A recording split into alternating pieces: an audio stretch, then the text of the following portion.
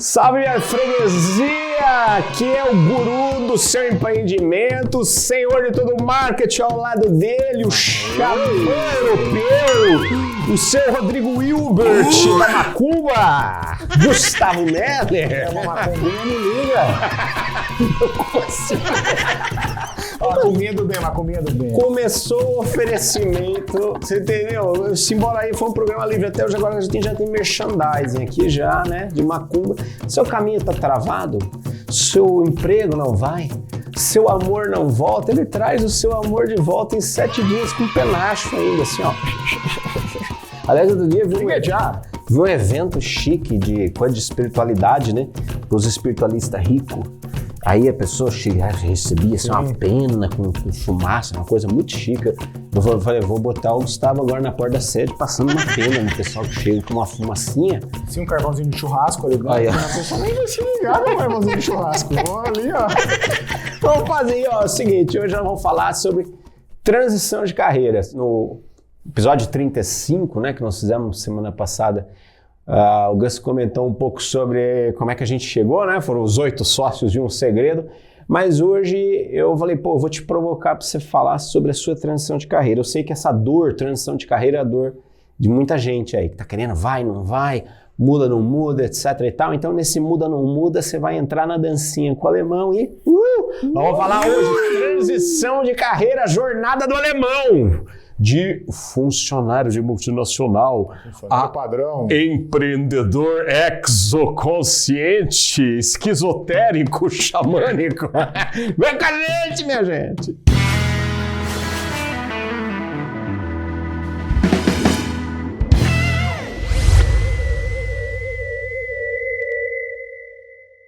Cara, quando a gente estava tomando café, eu me lembro que às vezes quando eu convido uma pessoa para fazer um negócio comigo, fazer um empreendimento, eu falo assim, cara, você está preparado, você sabe dos riscos, você sabe dos pós e dos contras, que é uma responsabilidade muito grande. Ninguém pode falar assim, não, eu garanto para você que vai ser um sucesso. Não vai ser, você não tem como garantir nada, nem Warren Buffett garante sucesso. E eu lembro que a gente estava tomando um café, eu falei, cara, tu tá certo do que você está fazendo? Você está saindo uma multinacional, sueca, salarinho gordo, plano, viagenzinha internacional. Entrar numa empresa que fala com extraterrestre, faz reunião com o espírito toda semana, né? Você tá se burrado. Foi bem aquela coisa do você está certo disso? Você aceita na saúde ou na doença? E aí o Gus falou um negócio pra mim, não. Eu me preparei a vida inteira para esse momento, eu estou pronto e é isso que eu quero fazer. Como é que foi essa transição de carreira? O que quer dizer? Vamos desengravidar esta palavra. O que quer dizer me preparei a vida inteira para esse momento? Além do cofrinho, é claro, né? Do pequeno porquinho! Ali o Mr. Pig do engenheiro, guardava o seu rico dinheirinho ali, aquela XP que ficou X0 depois.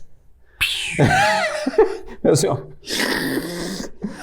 Engraçado porque se preparar, a gente fala assim, além do cofrinho, mas passa muito também pelo preparo financeiro, o preparo mental e o preparo de realidade. Como eu me preparava, qual era a minha realidade de um instante, e a minha realidade mudou completamente de uns meses para o outro, mas mesmo essa transição completa, ela não me tirou do eixo. Ela simplesmente, é claro, a instabilidade e aquela falta de previsibilidade, como quem já veio aqui no Círculo sabe, que a Olivia tem uma frase célebre no nosso café, por mais previsibilidade que se queira, todo projeto... O desafio de um projeto multidimensional é sempre dar o primeiro passo. Então aquilo para mim foi muito providencial, aquela pergunta, porque eu sempre passava por assim, agora eu estou vivendo uma instabilidade. Que foi em novembro de 2022, né? Foi em novembro de 2022. Foi uma reunião na minha casa ainda. Em setembro, e daí em setembro a gente começou a organizar as coisas, até que eu saí definitivamente no comecinho de janeiro. A gente ficou setembro, outubro e novembro planejando o projeto para uma casa que depois não deu certo. Estressou a possibilidade, falou, cara, não vai ser por aqui, vamos para o outro lado. E a gente estava assim, quando a gente estava com esse outro projeto, a estava vendo o custo, estava ficando exorbitante. A gente falou, nossa, estamos fodidos, como é que vai ser? Não vai ser possível. Aí a Olivia veio, cara, em uma noite, ela falou tanta coisa através da prancheta, naquela reunião célebre de prancheta. Se você não sabe o que é isso, entra lá no clube do aluno, que tem explicações maiores, né? Mas a pranchetinha ali, e ela, em uma comunicação, ela pontuou tanta coisa pra gente, mas tanta coisa pra gente, que a gente pegou aqui na sede, a gente adesivou várias frases daquela reunião na parede, né? Tanto, por exemplo, o dia hoje, isso está na nossa sala, o dia hoje foi exaustivo de realidades, mas nada que uma boa noite de sono não resolva. Literalmente, ela mandou os xarope dar uma dormida. Para de falar, Assim, dormir. Vão dormir com o mal de vocês é sono. Amanhã vocês estão bom de novo. Porque a gente tava azedo com o budget. A gente falava, cara, não tem vai como. dar, não vai dar, não vai dar. E daí ligava para um amigo e falava, e o que tu acha? Ah, pode botar 50%. O Laje, lembra do Laje? Sim. Nós temos um aluno aqui, o Laje. Ele vai vir aqui no podcast. Inclusive, ele vai estar aqui com a gente. O Laje tem uma construtora, né? Falou, vamos perguntar pra ele deve entender mais do que a gente. O que você acha desse budget? Ele falou, budget! Aquele jeitão do Laje, né? Budget é o seguinte, você faz o budget, multiplica por 3 e vai tranquilo. Eu falei, porra! Nosso budget já tava calafobético. Ele falou, não, pelo amor de Deus. Mas me preparar para estar nesse instante, ele começou desde que eu comecei a trabalhar. Eu acho que uma das ideias muito importantes, que, entre outras, que a minha mãe sempre colocou para a gente é: tenha a sua reserva de dinheiro, nunca gaste tudo no seu mês, porque você precisa dessa reserva. E é claro, ela tinha os objetivos dela e eu ressignifiquei para a minha realidade, porque para mim, a minha carreira de engenheiro, ela ia ter um fim, para que eu entrasse... Então a data limite. Para que eu realmente entrasse no projeto que eu vinha fazer, e que com certeza, há 15 anos atrás, eu não fazia a menor ideia do que era. Então, se você ainda está com pensamentos muito incipientes, se a tua vida, você se sente que está meio deslocado e tal, se prepare. O que é se preparar? Olhe a sua realidade do seu dia e faça alguma coisa, se movimente no seu dia. Não pense que as coisas vão mudar de uma hora para outra, porque eu tinha essa certeza há 15 anos atrás, e só depois de 15 anos e uma jornada onde eu não sabia nada do que era um espírito, do que era a quarta dimensão, eu não tinha a menor ideia do que era isso. Para hoje viver numa empresa e ser dono de uma empresa exoconsciente, foram 15 anos. Então, o que eu me preparei muito foi ter paciência.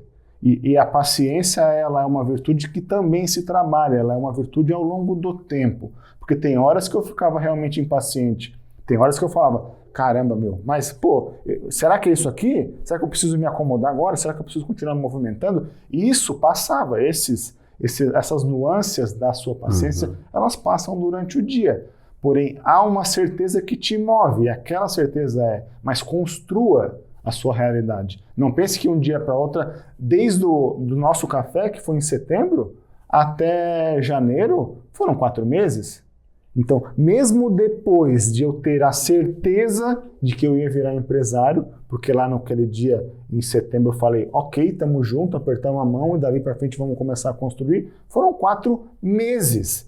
Então, não pense que assim, não, agora eu vou viver do espírito, meu Deus, dou tchau para tudo e entre nessa vida. A preparação, ela parte dessa percepção que o tempo material ele é muito importante.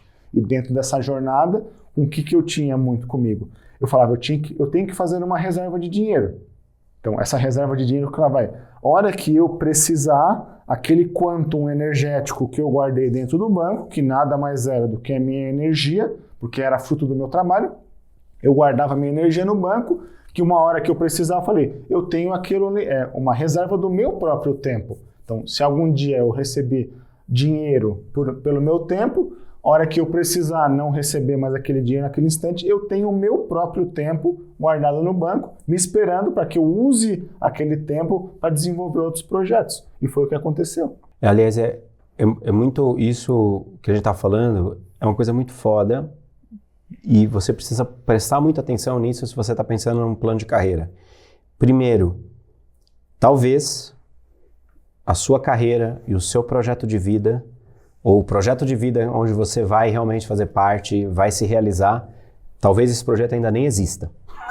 Com certeza. Existe uma efervescência de cocriação nesse momento do planeta, não é? De novas tecnologias, novas perspectivas de trabalho, tudo está acontecendo simultaneamente nesse planeta, nesse momento. Então, a probabilidade de daqui 10 ou 15 anos você estar envolvido numa coisa que não existe ainda hoje é muito séria. A probabilidade do círculo estar num lugar fazendo uma coisa completamente nova, inovadora e diferente que a gente sequer consiga imaginar hoje é muito grande em 15 anos. Porque a mudança está muito acelerada. Mas o estar preparado ou preparar-se, né? O Gustavo falou, tá, eu coloquei uma parte do meu tempo de vida no banco. Né? Grana é tempo de vida. Né? Se você, é aquela coisa, né? Quem tem tempo não tem dinheiro, quem tem dinheiro não tem tempo, sabe aquela coisa? Sempre parece, quando o cara tá ganhando muito dinheiro, ele tá bem sem tempo, quando o cara tá com muito tempo, provavelmente ele não tá ganhando nada de dinheiro. Quanto mais ocupada uma pessoa é, mais ela faz, o Jô Soares falava. Quanto mais ocupado, mais o cara faz, né? E quanto menos ocupado, menos ele quer fazer. Isso também é bem interessante. Agora, preparar-se. Eu acho que uma grande ferramenta de transição de carreira para você equilibrar realmente as coisas na sua mente é o famoso comparativo prós e contras, sabe? Que você pega lá uma folhinha, faz um risco no meio, beleza. Qual que é o pró e qual que é o contra dessa situação? Migro ou não migro? Mudo ou não mudo? Quer que eu ganhe, quer que eu perdo?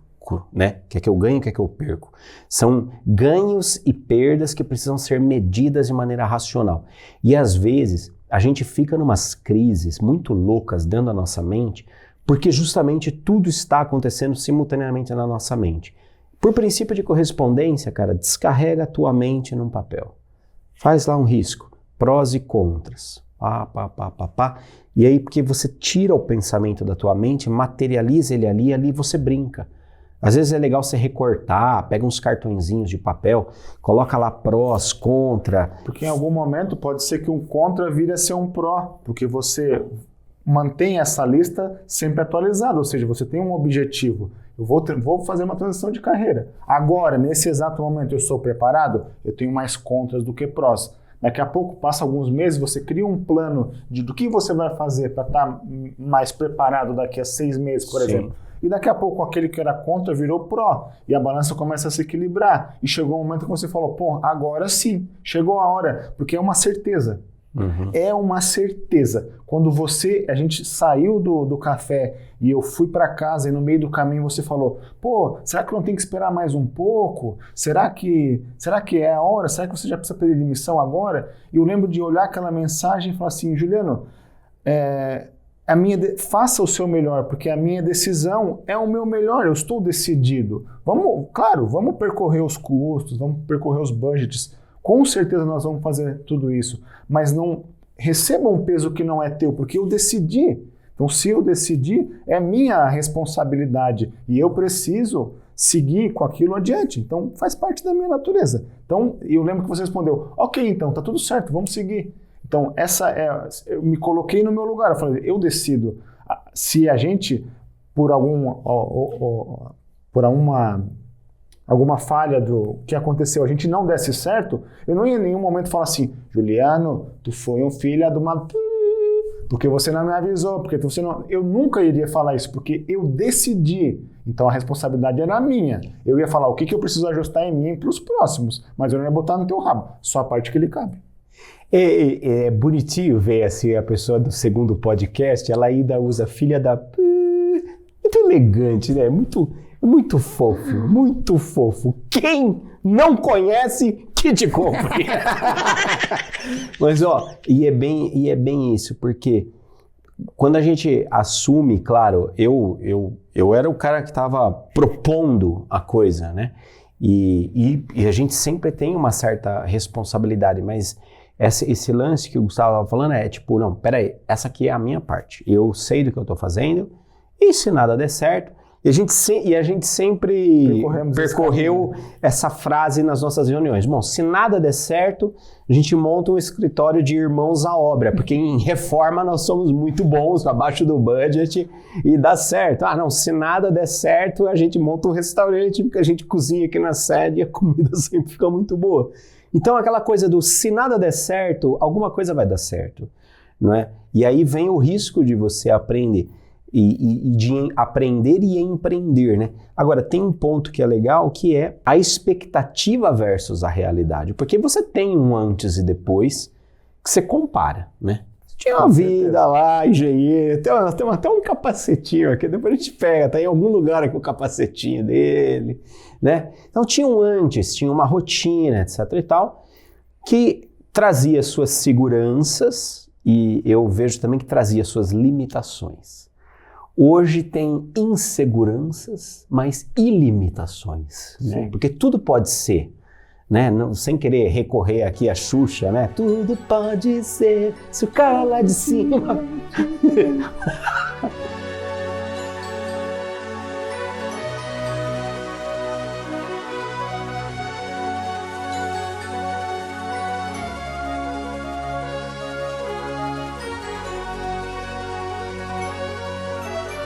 Mas assim, claro, tudo pode ser. Então tem um antes e depois aí que...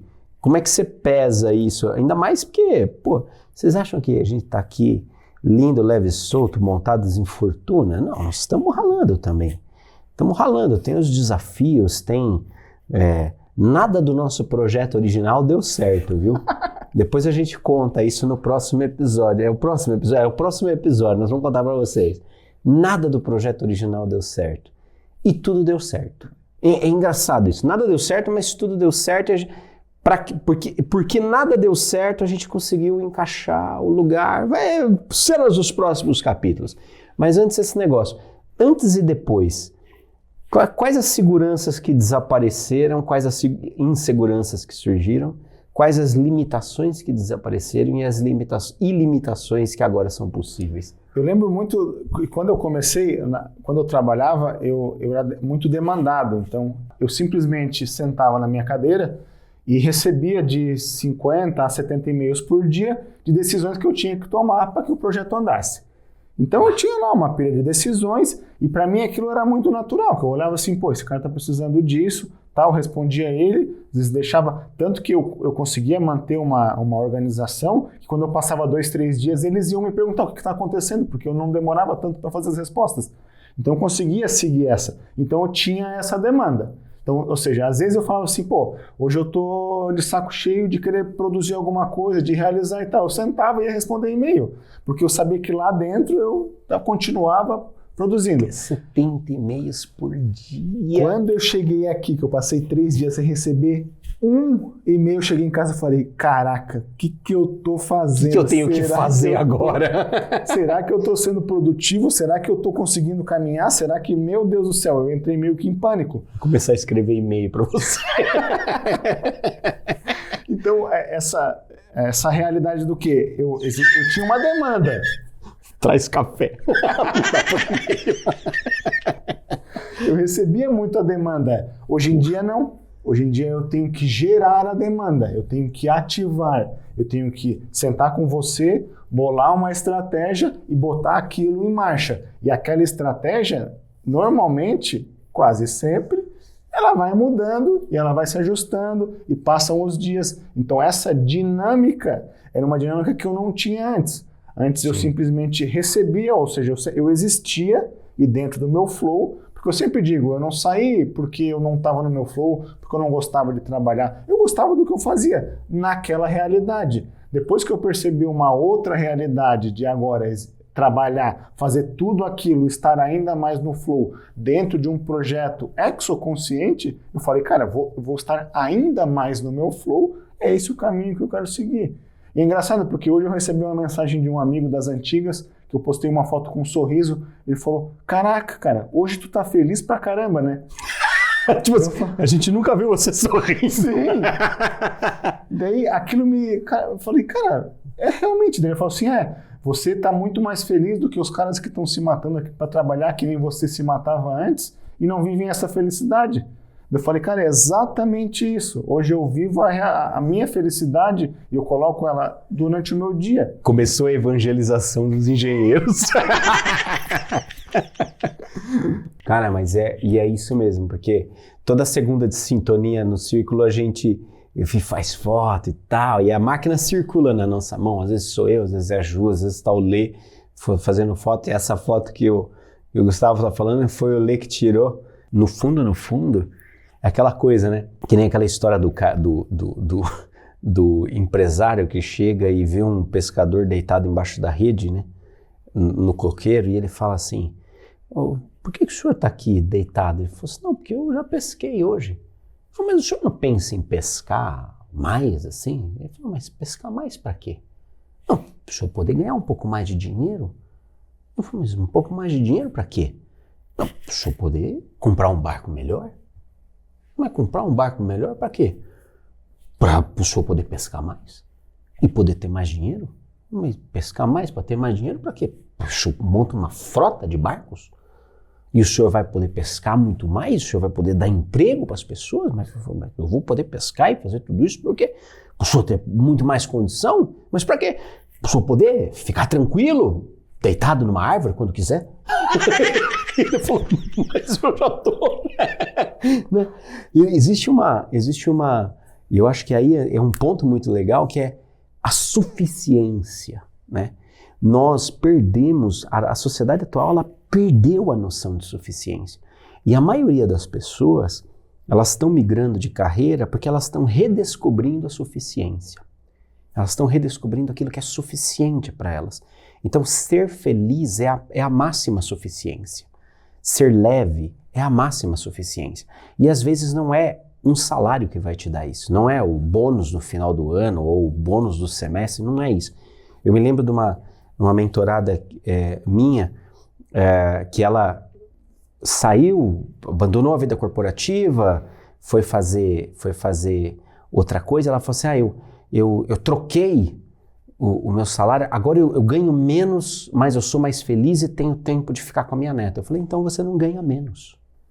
Você simplesmente trocou uma parte do seu tempo que virava dinheiro no banco, você pegou esse tempo e transformou em tempo de qualidade com a sua neta. Você continua ganhando tanto quanto você ganhava.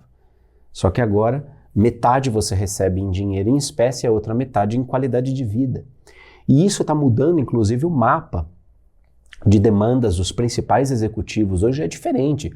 Antigamente era bônus, plano de carreira, salário. Hoje em dia não, é bônus, plano de carreira, salário, plano de saúde, tempo de qualidade, felicidade, mindfulness. Tem todo um espectro, porque, claro, finalmente a gente está começando a entender o ser humano como um ser humano integral. Ele é um misto de dimensões integradas que precisam estar no seu flow. E como a gente vê aqui no círculo, o eixo dessas dimensões integradas é a espiritualidade. A espiritualidade não como religião, mas como a identidade desse ser. Porque esse eixo organiza todas as outras coisas. A espiritualidade, ela traz valores, ela traz clareza mental para essa pessoa fazer decisões que vão afetar tudo isso, né? E dentro dessa clareza de tomada de decisões é que eu acho interessante, muitas vezes a gente perceber que na transição de carreira existe muita expectativa versus realidade. Com né? certeza. A gente imagina que... Porque uma coisa é você imaginar tomar decisões para uma empresa, você se imaginar sendo um grande gerente, um grande diretor. Nossa, agora, o meu cargo agora eu saí de engenheiro para head de envolvimento. Isso é muito glamouroso, como se olha as palavras. Mas a realidade é que antes eu tomava as decisões, mas o impacto não estava na minha rabeta. Hoje em dia eu tomo as decisões e vem direto no meu rabo. Então, a expectativa e a realidade parte do momento que o quê? Agora as minhas decisões impactam diretamente e no mesmo dia a minha própria realidade e não só a minha, de todo mundo que está ao redor da empresa. Então essa expectativa que a gente tem muito, porque eu via muito isso no começo da carreira, aquele cara que queria, eu quero ser gerente, tinha acabado de se formar, 2 anos, não, porque Eu estou fazendo mais trabalho que esse gerente, mereço o cargo dele. Então, não tinha percorrido nada, tinha mal tirado as fraldas, mas queria o glamour de ser o gerente. O crachá. E eu lembro que desde aquela época eu olhava para aquilo e falava assim, eu não quero isso, porque eu ainda não tenho a bagagem suficiente para fazer uma liderança de qualidade. Então, se preparar e essa expectativa, o que é uma liderança de qualidade? O que é um gerenciamento de qualidade? É uma tomada de decisão eficiente e aquela tomada de decisão que ele senta junto. Porque a gente aqui no Círculo, a gente fala para fazer, mas faz. A gente mostra através do exemplo. A gente trabalha junto, a gente está no grupo, a gente pede opinião para todo mundo, a gente vive uma empresa como um todo. Existe hierarquia? Existe. Existe quem manda, existe as estratégias, quem bola as estratégias, quem gerencia e tudo mais. Porém, existe um momento onde estamos todos juntos, construindo um ideal só. Então, essa expectativa é uma realidade boa. A realidade boa, o que é? Você vai construir com outras pessoas. Você vai viver uma realidade e vai dividir essa caminhada com outras pessoas. Isso não tira o seu peso, não tira o meu peso de ser sócio e decisor da empresa. Porém, alivia e faz as coisas. Ok, beleza, estou com mais pessoas aqui, vamos fazer todos juntos, construir essa estratégia que a gente decidiu? Vamos lá, estamos juntos. Aliás, isso que você falou está completamente na contramão, infelizmente, do que a gente vê no mercado, né? Porque no mercado a gente vê influencer digital de 16 anos lançando biografias. Você fala assim, mas o que já rolou nessa vida para compor uma biografia, né? Tipo, não faz muito sentido. Então hoje a gente tem uns rótulos e nós somos uma sociedade de rótulos. Nós somos uma sociedade que busca rótulos o tempo todo, que compra e vende rótulos o tempo todo. Talvez esse seja o maior mercado mundial existente hoje a partir da mídia social e das redes sociais, seja exatamente o mercado de rótulos. Quem você é, a sua história, você é um expert, você é isso, você é aquilo, ele resolve problemas, ele tem X milhões de seguidores. Cara, eu não sei, na atual conjuntura de mediocridade, se ter milhões de seguidores é um elogio ou uma ofensa. Não sei. Porque você tem lá 20 milhões de imbecis seguindo, sei lá, uma influencer que você entra no perfil, é bunda, são nádegas e nádegas e nádegas. E daí? O que esses 20 milhões de seguidores representam? Mas pro nível atual da nossa sociedade, nossa, tem 20 milhões de seguidores. Nós somos uma sociedade assim de rótulos, de compra e venda desse glamour, desse parecer para ser, dessa persona, não é? E no fundo, eu acho que quando a gente sai, né, a gente sai de um ecossistema corporativo, né? Porque é um ecossistema corporativo, você sai dessa realidade, você sai também de toda uma matrix para viver uma outra realidade completamente diferente, né? Que é a realidade cara, agora a sua decisão faz cheque todo dia, né? E existe também, claro, por outro lado, a romantização do empreendedorismo. Ai, nossa, que lindo! Ele agora tá feliz, ele toca violão, ele tá lá, livre, leve, solto, tá maravilhoso. E, quer dizer, parece que também, não é exatamente essa vida de brisa também não, né? Não, eu sempre comento com meus amigos, estou feliz, porém a minha conta tá vazia e a minha conta todo mês que eu tenho que pagar da empresa aumentou gigantescamente. Então, eu pondero isso para eles porque às vezes é realmente quebrar essa ideia da brisa. Não é brisa. Viver o círculo em si só não é nada de brisa. Ele é total realidade, a gente está imerso aqui na 3D, a gente tem uma empresa e uma perspectiva exoconsciente, temos. A gente vive a exoconsciência no nosso dia, a gente vive. Porém, estamos aqui na matéria, é uma empresa como qualquer outra, com conta no banco, com CNPJ, com KNAI, com contador, com jurídico, com contrato, exatamente igual à sua. A nossa diferença? Nenhuma. Agora, o que a gente faz? A gente faz o que faz sentido para a gente. A gente vive a realidade, a exoconsciência nossa é a mesma exoconsciência que está impressa na nossa empresa, no que a gente faz. Essa, quem sabe, possa ser a diferença. Agora, você quer fazer a exoconsciência na sua empresa? E aí, como a gente vai fazer isso? A gente pode te ajudar. O movimento é assim, ó. Eu me lembro sempre de uma história, né? O sujeito vinha andando numa calçada e aí ele vê uma construção, ele vê um primeiro pedreiro assentando tijolos, né? Num muro. E ele fala assim, o que você está fazendo? Ele falou, é óbvio, eu estou assentando tijolo no muro. Não está vendo? Interessante. Ele caminha mais um pouco, vê o segundo pedreiro. O que o senhor está fazendo? Eu falei, estou construindo aqui, finalizando esse canteiro de obra para a construtora tal. Estou aqui, sou parte aqui dessa obra. Interessante. Ele chega para o terceiro pedreiro, o que você está fazendo? Ele falou, cara, eu estou ajudando a construir um mundo melhor, um mundo futuro, um mundo que o meu filho vai viver. Olha que louco, né? Fisicamente falando, os três estavam fazendo a mesma atividade, colocando um tijolo, assentando um tijolo no muro. Mas o nível de consciência com o qual eles faziam produzia uma magia diferente.